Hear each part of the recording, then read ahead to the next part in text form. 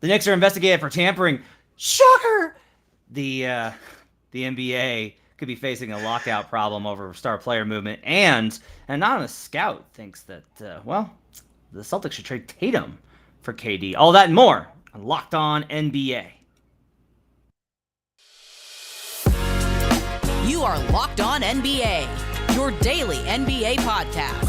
Part of the Locked On Podcast Network, your team every day. Welcome to Locked On NBA, your daily source for all things NBA from the Podcast Network, your team every day. My name is Matt Moore. I'm the senior NBA writer for the Action Network and co-host over at Locked On Nuggets. His name is David Ramil. You can find him on Twitter at DRamil13. You can find him over at Locked On Heat. And today we're going to bring you all sorts of great stuff. Glad to have you with us. Thanks for joining us and making us your first listen each and every day. We're free and available on all platforms, including YouTube, where you can join the show. Join in on the comments. Always a good time hanging out in the comment section. Let us know your thoughts during the show, and we can get to them here. David, as the offseason rolls along, the news gets tough to find for these shows, even as we enjoy a nice respite from the grind of the NBA season. And the first kind of issue for us to bring up today on the show, we have to get to it. The New York Knicks in a bombshell. Just no one can believe it. The Knicks are being investigated by the NBA for tampering in regards to the Jalen Brunson acquisition.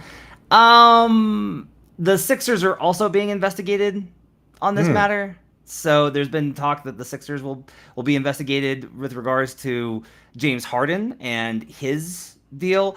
The league essentially there is worried about handshake agreement between Harden and the team as it relates to if Harden basically agreed to take less money right now to get more money later, which would be a violation of the CBA because you're basically not allowed to be like talk about the next contract before the current contract is up. The Knicks one's pretty obvious. It's Jalen Brunson. It's Jalen Brunson and his dad being an assistant coach for the Knicks and his agent being the son of the Knicks GM Leon Rose. Look, we don't have to pretend here. We're all friends. We're all smart people here in this conversation. We don't have to pretend. Look, we know the deal. My question for you, David Moore, is this. Is because the NBA is going to be so limited in proving things without an absolute just like hard evidence that you'd have to be monumentally stupid to leave behind a paper trail. Without hard evidence, they'll fine, they can take away a second round draft pick, all these types of things, but they're never really going to be able to levy any sort of major impact on this. And we've seen this go on for the last couple of years now, where all these deals are done the second free agency happens, as if they all had 30-second conversations hammering out these negotiations. My question for you is tampering at this point something the league should spend time on? What's the upside at this point of the league even investigating this stuff? The easy answer is no. And in fact, I was preparing for the show thinking to myself, obviously not, because it's just so futile. You can't really prove anything unless you said there's an egregious error on the part of really smart people who generally run these teams and don't leave these kinds of things behind, with the exception of those kind of chalkboard pictures that we've seen in the past, where you have the whiteboard with all your names written out and you've got laid out plans of exactly who you want to sign and when, et cetera. With the exception of those kind of moments, which have happened on occasion, obviously they try to cover up these kind of mistakes as easily as possible. But I think it's to protect the fans. It's to at least show, as superficial and fake as it might be, that fan bases across various teams, that they're trying their best to protect the players, to make sure that the teams can re-sign these players, et cetera, that there's a legitimate chance here that these deals haven't been worked out days, if not weeks, or even earlier in advance. So I think that's what it is. Like, I keep having this argument, and I've heard about it before. I think you and I on occasion, the whole small market ideology that, if you're a small market team, that you're going to be, it's going to be impossible for you to be able to sign these free agents. I widely disregard that. I know that there is, I think you're a strong proponent of that perspective. To me, I think it's more indicative that you have a very good team, or that you have a very good plan and a very stable front office that allows you to sign players more than being in any one city. Toronto fans for years have decried the fact that they can't sign players because they're in Toronto. Then they go and sign Otto Porter Jr. this past year. I know it's not a monumental movement or anything like that, but at the same time, it shows that it's more indicative of a player's desire to want to play for whatever city, etc. Having said that, again, those fans want to make sure that they have a legitimate chance of being able to retain those players. And I think that's why the league has to at least show that they're cracking down on it. As futile as it might be, as we pointed out, I think they just still have to show and say, we're trying. We want to make sure that there's some kind of sense of legitimacy here about this whole process, even when it's quite clear that there isn't. Like, players have to be able to negotiate these deals in advance. Teams have to be able to negotiate. They want to be able to predict their future. They want to be able to say, I want to play for said city. I want to have an understanding of what I'm getting into when I play for said city. And having said that, you want to have some kind of a clarification as to what players you'll be able to re-sign and things of that sort. I understand the fans' perspective saying, X team went and swooped in our star player or something to that effect. And so the league has to at least show, no, we don't allow that. We don't allow those kind of conversations to happen, even though it's pretty widely known that they do happen. Yeah, I mean, you mentioned that kind of a pushback against the small market ideology that, it's more a matter of if you're a good team with a clear plan. And when I think of those teams, I always think of the New York Knicks. But I think to a broader point, I think really what this gets into is I think it's less about the fans. I think it's more about executives all want to feel like they play on a level playing. Here's the key. Executives want to feel like they're on a level playing field unless they have an advantage. Like, that's like how this is how it is. If you're the one that's violating the rules, then you are like, oh, this rule isn't really all that important. But if it's an area where somebody else is getting an advantage on you, oh, that's not fair. That's against the rules. Like, in truth, honestly, and like I've talked to a couple of executives about this, that one of the inherent issues is there are a lot of situations where you're relying on essentially a tier, a class is kind of a loaded term, I think, in this sense, but you're relying on front office executives to maintain a status quo, right, through the use of these norms. But you're also saying that it's to those very individuals' benefits to break that norm. And so this has been one of the things that has come up with trade negotiations as well, where everyone was really mad at the Wolves for offering up 4 first-round picks and 2 swaps for Rudy Gobert. But I had one executive that mentioned to me, like, that wasn't with the Wolves, that was like, they're not responsible for keeping the market for the rest of us. Their job is to build the best team possible. Yeah, it screwed us. Guess what? That's what they're supposed to do. They should try and screw us. I'm trying to screw everybody else. We want to win. We all want to win. And I think that dynamic is part of where this gets really complicated. The Harden thing is clearly like there's zero chance they're going to be able to prove this. I don't even know why they're going through the charade of even talking about it, where it's like, did you agree to a second deal? No. Okay, like, where else is there to go with this? Like, I have unless James Harden wrote a Post-it note that was like, reminder, sign a legal contract with intention to break rule later. What is what's the idea there? So, and look, the most successful franchises have done this. The Heat have done this. The Knicks are not successful. The Sixers, I would say, are a pretty successful franchise. The Rockets have done this kind of stuff for years. This isn't going away. And the league could, I guess, choose to get really upfront about it. But one of the restrictions I think that they hit was a couple of years ago. They realized that they couldn't do anything about tampering if it happens on the player level. Do you remember the conversation that happened where it was like Draymond recruiting mid-season? I think it was KD. Like, you can't. The NBPA will never tolerate the league investigating players' private conversations. That's never going to be something they're going to be able to allow. And as long as that's the case, I don't see any real way for them to effectively manage any of this. No, absolutely not. I just think it's for show, right? It's just, there's no way of proving it. again.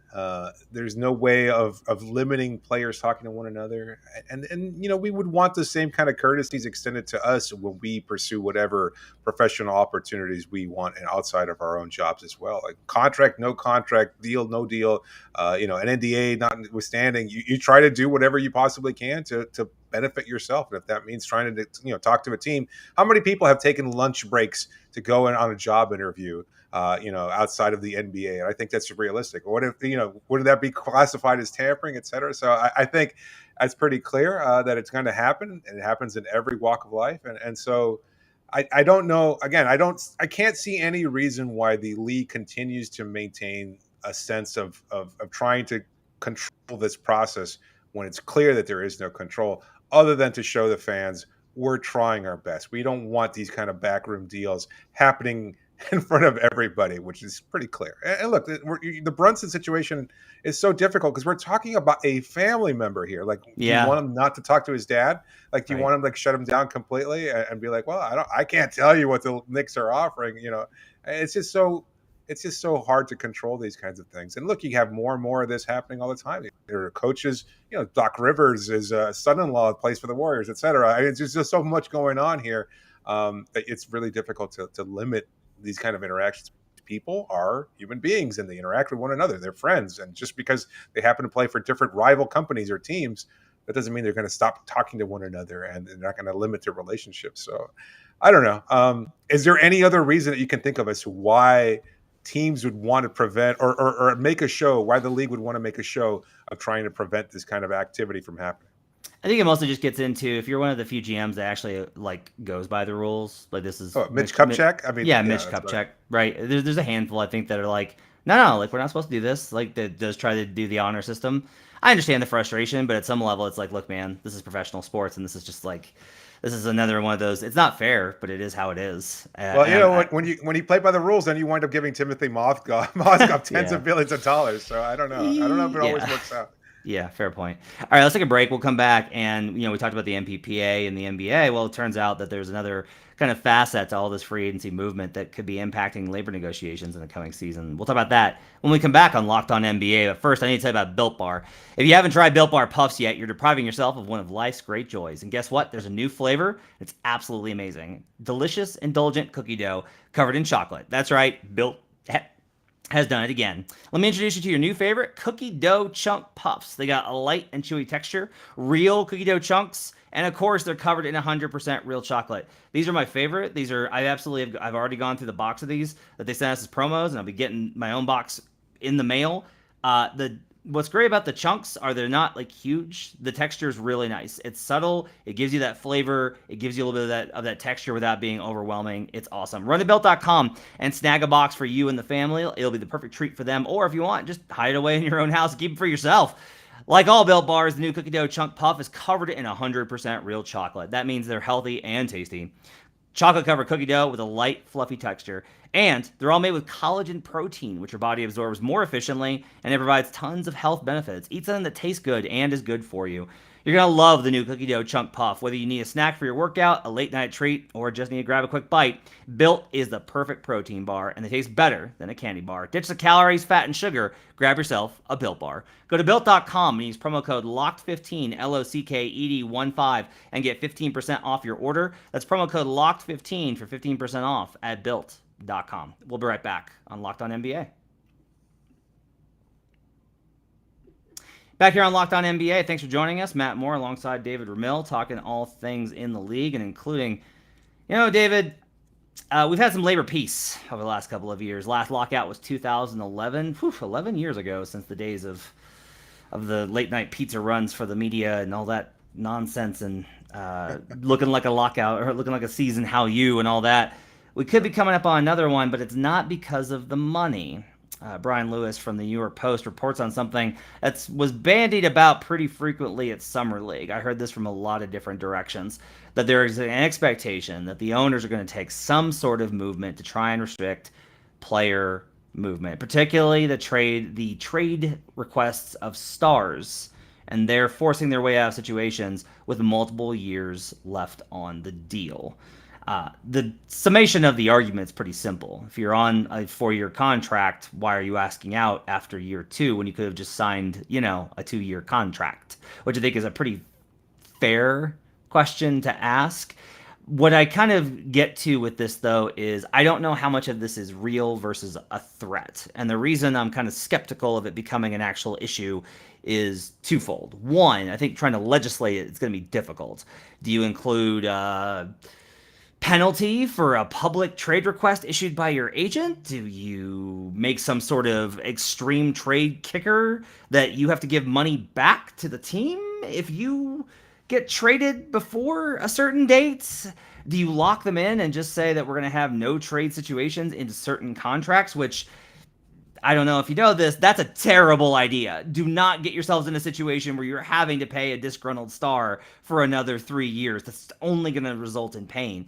And so that's like the first question is the enforceability. My second thing is that I'm just simply skeptical that there could be labor strife or a potential lockout of anything that isn't money. The money is why they locked out in 2011, is the owners wanted more of the BRI, basketball-related income. The players didn't want to give up anything. The players wound up losing. The owners got more money because they're the owners, and that's what they do. If the owners are not involved in that, I think trying to get a coalition around this kind of idea, there's two sides that are not going to want to be on board with this if there was to be tension over this. One would obviously be guys like Steve Ballmer and Joe Lacob, and teams that are in an advantageous position to take advantage of the situation, like New York and Miami. I would imagine they're not going to want these kind of restrictions. Like, does Miami want a situation where a star can't ask out? That does not sound like something they want. And then the other thing is there's so much money coming in with the new media deal projected that it doesn't make a lot of sense to me for the lower income markets, the cheaper markets, the Charlottes, those type of cities to really stand in opposition of this. You'd have to have an owner in a small market with a lot of dough to be willing to take the hit. I think Herb Simon with the Pacers is going to be like, look, I don't care. Let's get this going. We need the money. We want the money, right? There's so much money to be made. So those are my two concerns with why I don't necessarily think this is going to wind up being a labor strike. But the owners are certainly making a big show of it. What are your thoughts on the idea of some labor strife over the issue of star player movement? Yeah, it does seem difficult to enforce or the reality of it actually happening over it because I don't know. Like to the points that you made are all very good ones there. I also see that there are teams, governors, whatever, that feel the need to again make a show about something, and in this case, their inability to retain these players. Like I think, I can understand already. I can already hear the comments from listeners, watchers about our standpoint on this. But like players, I know sign contracts, and everybody's like, oh, you root for X team. You root for, let's say, for the Nets in this case. You wanted to see these teams play out, but things changed. Things changed. Like the team didn't do what they were supposed to do. The team wasn't able to keep things together for whatever reason. And so the team has to be held responsible. It's not Kevin Durant's fault that he wants to play somewhere else. At least I don't see it that way. My perspective is that Kevin Durant was more than willing to come to Brooklyn and leave a really good situation in Golden State.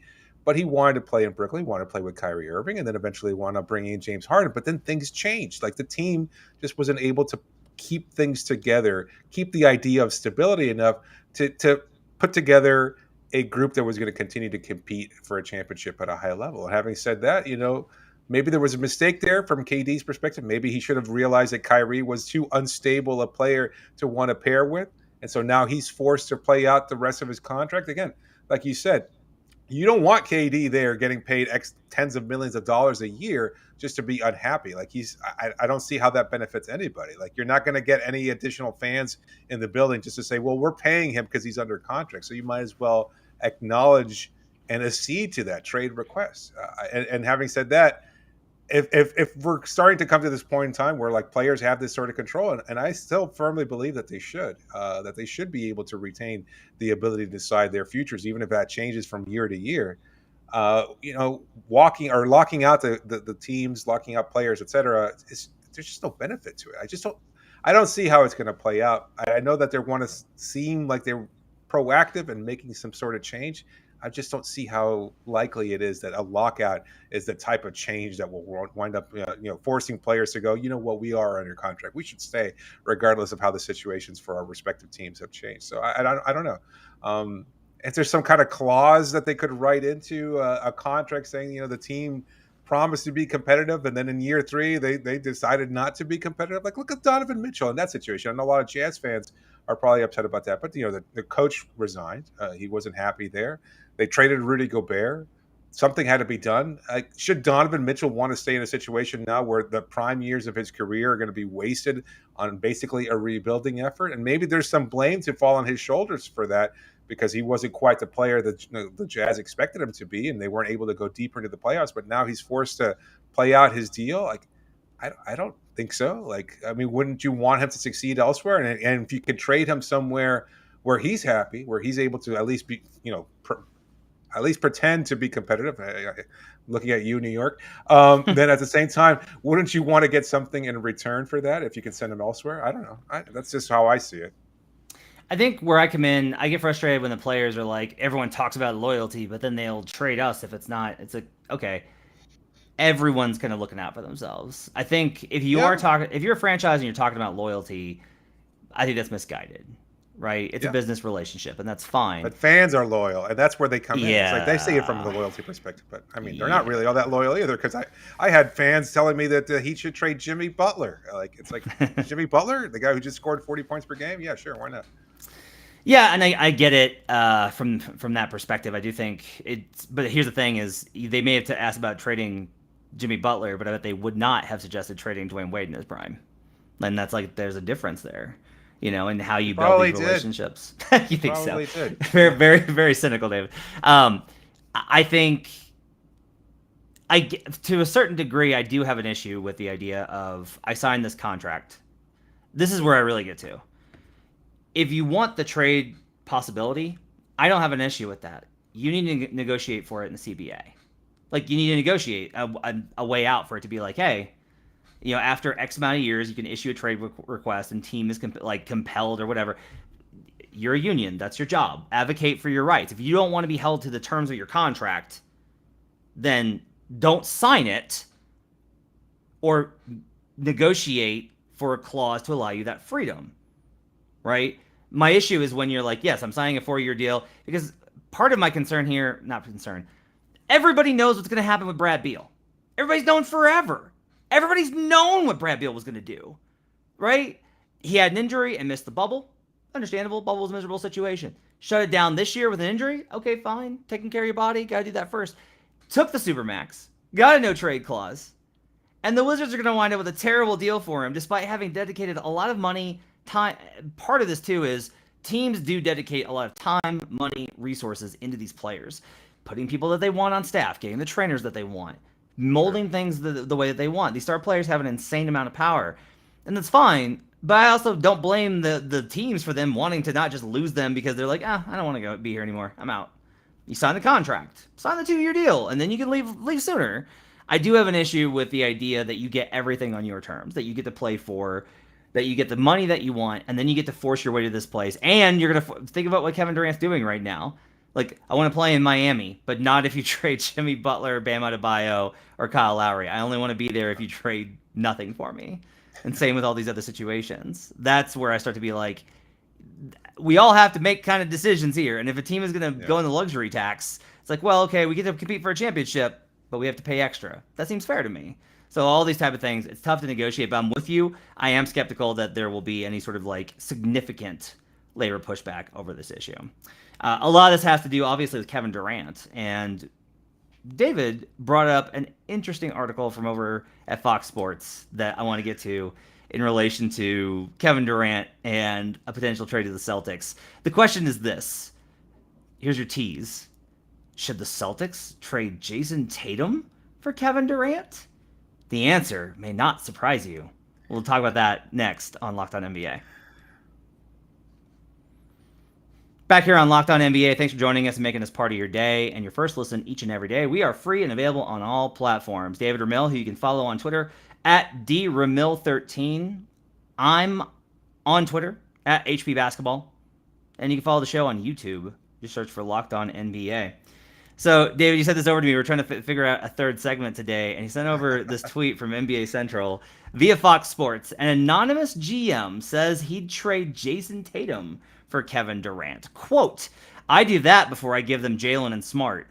Jalen Brown, obviously, and Marcus Smart. Brown is valued a little less than Tatum because he's not the skill darling. He's a high-level athlete who has developed into a good player. So it's an interesting, I guess, idea in that if you gave up Tatum, you have to give up substantially less.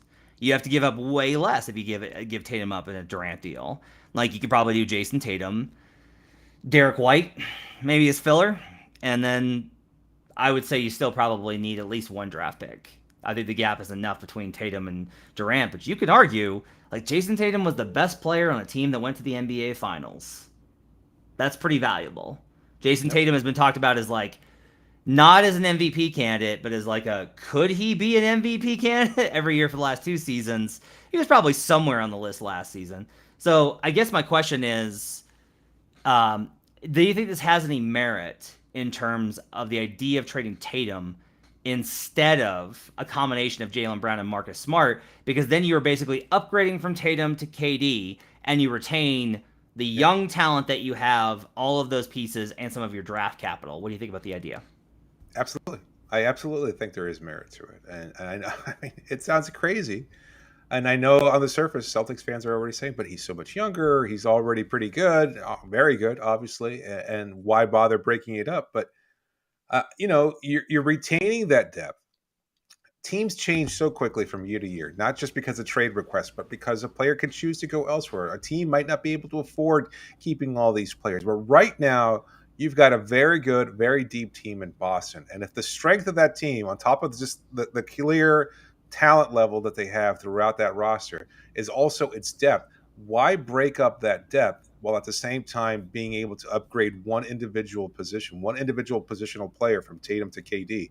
And I still think it's a clear upgrade too. Like, I think a lot of people will say, "Oh, Tatum's just as good, if not better than Durant." I think those people are clearly Celtics fans, and they might be wrong. I think they're wrong anyway. I feel if KD is healthy, he's a better player than Jason Tatum at this point in their careers, even at his age, etc. So, having said all that, if you could upgrade to KD, and yes, I understand, you'd have to pay him a lot as he continues to age, and who knows how sharp that decline is. But again, you're keeping your depth. You've got another young all-star there that you've been able to retain in Jaylen Brown. You've got all those picks. You've got the heart of your team and Smart. You were able to keep everything else that you've been able to build over these last few years. That's kind of what the point is. You amass all that draft capital and all that depth and all that ingrown talent and everything else that Boston fans love lauding about their team, etc., so you can pull the trigger on trades specifically like this. Like, let Tatum thrive in Brooklyn. Who cares? You're going to be winning a ring next year. That's all you care about, right? As fans, mostly you care about being able to build a championship. Do you want to build a championship the right way, or do you want to build it the sure way? To me, adding Kevin Durant is the sure way of them getting a title in Boston. I know that they're going to say there's no way, he's younger. There's got lots of good reasons for not wanting to do so, but I think it's a worthwhile discussion to be having. Speaking like a true Heat fan, I love the take. Jason Tatum's not worth it. Get rid of him. No, I'm just saying. I think you make a lot of good points. I go back and forth on it. What you really kind of key in on there, I think, I think about this a lot. Do you want to build a team the right way? Build a championship team the right way or the short way?